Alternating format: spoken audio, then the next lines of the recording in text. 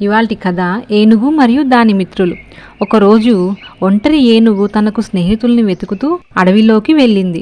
ముందుగా ఒక కోతిని కలుసుకుంది. కోతితో నువ్వు నా స్నేహితుడు అవుతావా అని అడిగింది. కానీ కోతి నవ్వుతూ నువ్వు చెట్లపై ఊగలేవు, నువ్వు చాలా పెద్దవాడివి అని చెప్పింది. తర్వాత ఏనుగు ఒక చిన్న కుందేలును చూసి నువ్వు నా స్నేహితుడు అవుతావా అని అడిగింది. కుందేలు తల ఊపుతూ నువ్వు మా గుహలో సరిపోవు, నువ్వు చాలా పెద్దవాడివి అని చెప్పింది. తర్వాత సరస్సులో ఉన్న కప్పలను చూసి ఏనుగు మీరు నా స్నేహితులు అవుతారా అని అడిగింది. కప్పలు నవ్వుతూ నువ్వు నీటిలో దూకితే మేమంతా బయటికి వచ్చేస్తాం అని చెప్పాయి. ఏనుగు బాధతో ముందుకు వెళ్ళింది. ఒకరోజు అడవిలో ఒక పులి చిన్న జంతువులపై దాడి చేసింది. అన్ని జంతువులు భయంతో పరిగెత్తాయి.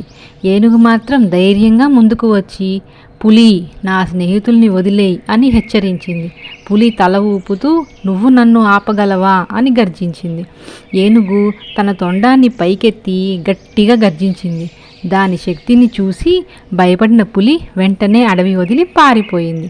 ఇదంతా చూసిన మిగతా జంతువులు ఏనుగు దగ్గరకు వచ్చి నువ్వు మమ్మల్ని రక్షించావు, మేమంతా నీ స్నేహితులమే అని అన్నారు.